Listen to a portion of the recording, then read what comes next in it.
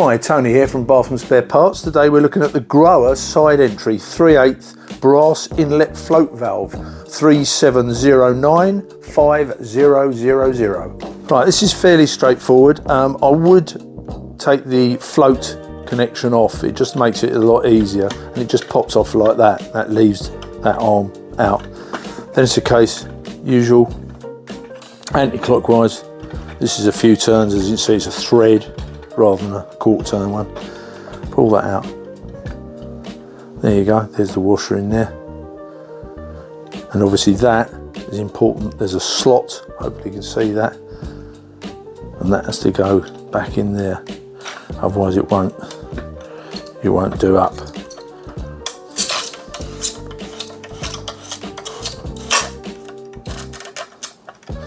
And pop that back. That's done.